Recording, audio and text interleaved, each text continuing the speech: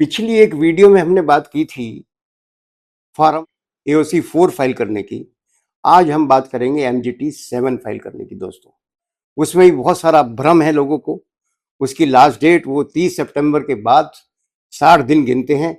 मैं आपको बताऊंगा वो गलत है।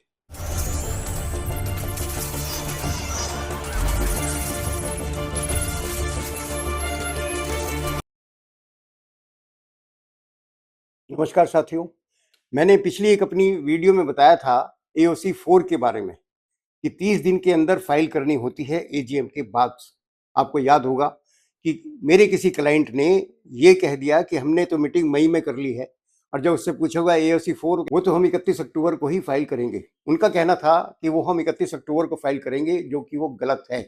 आपकी एजीएम की लास्ट डेट 30 सितंबर है। एजीएम आप कभी भी कर लेते हैं बीच में। एजीएम मई में भी कर सकते हैं, जून में भी कर सकते हैं, जुलाई में भी कर सकते हैं। उसके विदिन 30 डेज एओसी 4 फाइल करना होता है, यानी कि बैलेंस शीट फाइल करनी होती है। इस पे बहुत डिटेल में चर्चा हम अपनी पिछली वीडियो में कर चुके हैं दोस्तों। तो आज हम बात करेंगे एमजीटी 7 की। एमजीटी 7 क्या है? That is a annual return of the company. साधारण भाषा में आप जानते होंगे, शुरू से एनुअल रिटर्न फाइल होती है जिसमें डायरेक्टर्स की डिटेल होती है, शेयर होल्डर्स की डिटेल होती है। वो सारी फाइल करनी होती है एमजीटी 7 में। उसमें भी बहुत सारा भ्रम है। वो विदिन 60 डेज फाइल करनी होती है एजीएम के बाद। एंड बहुत से मेरे भाई ये समझते हैं कि एजीएम की लास्ट डेट 30 सितंबर है और उसके 60 डेज के बाद उसको फाइल कर सकते हैं, जो कि गलत है। कोई भी डेट 30 सितंबर फाइनल डेट है, ये कहा गया है कि 30 सितंबर ही लास्ट डेट है, जबकि ये गलत है। 30 सितंबर लास्ट डेट नहीं है। लास्ट डेट 30 सितंबर तक आप अपनी एजीएम कर सकते हैं। 31 मार्च को आपके अकाउंट की क्लोजिंग होती है। 31 मार्च के बाद अकाउंट सेटल करके ऑडिट करा के आप अपनी 30 सितंबर तक 6 महीने का आपको टाइम दिया है। एंड एजीएम की जो डेट है उसके बाद एमजीटी 7 60 डेज में फाइल होना होता है। 2 महीने में नहीं, 60 डेज में। मैं आपको बताता हूं कैसे। ज्यादातर लोग ये समझते हैं कि 30 सितंबर एजीएम की लास्ट डेट है और 30 सितंबर के बाद 2 महीने, ज्यादातर लोग 2 महीने समझते हैं कि 31 अक्टूबर तक, 1 महीने तक हम वो फाइल कर सकते हैं एओसी 4 एंड 30 नवंबर तक हम एमजीटी 7 फाइल कर सकते हैं, जबकि ये गलत है। एमजीटी 7 की अगर बात करें तो 30 सितंबर को अगर आपकी एजीएम हुई है तो विदिन 60 डेज, 2 महीने नहीं, विदिन 60 डेज, 60 डेज 30 सितंबर को एजीएम किए तो कब पूरे होंगे?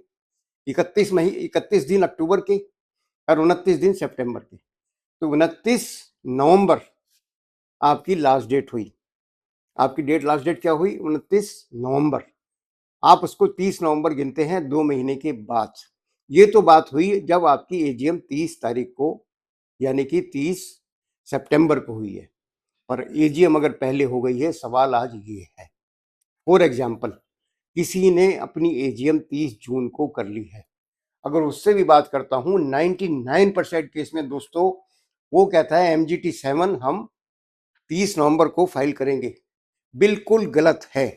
अगर 30 जून को आपकी एजीएम हो चुकी है तो उससे 60 डेज गिनिए। 60 डेज, 31 दिन तो जुलाई के एंड 29 दिन अगस्त के। ध्यान दीजिए, कभी भी एमजीटी 7 की, एओसी 4 की लास्ट डेट कोई नहीं होती। लास्ट डेट किसके साथ जुड़ी हुई है? एजीएम के साथ। अगर एजीएम आपकी 30 जून को हुई है तो उससे 60 दिन लगाइए, जुलाई के 31 दिन और 29 दिन अगस्त के। तो 30 जून की जो एजीएम हुई है उसमें 29 अगस्त तक आपका एमजीटी 7 फाइल होना चाहिए। अगर आप ऐसा नहीं करते हैं तो 100 रुपये रोज जुर्माना शुरू हो जाता है। ज्यादातर लोग यहीं पर मात खा जाते हैं कि बस 30 सितंबर लास्ट डेट है, एजीएम कभी भी कर लें। ज्यादातर लोग जो इस काम को करते हैं कहते 30 सितंबर उसकी लास्ट डेट है, उसके विदिन 60 डेज फाइल करना होता है। गलत है। उसकी लास्ट डेट 30 सितंबर है और उससे पहले अगर एजीएम हो जाती है तो उसके विदिन 60 डेज आपको एमजीटी 7 फाइल करना चाहिए। आज के लिए सिर्फ इतना ही है। आपको ये वीडियो मेरी अच्छी लगी हो तो जरा दबा दीजिए एंड इसको फॉरवर्ड करते रहिए अपने सभी मित्रों को। बस आज के लिए इतना ही। नमस्कार।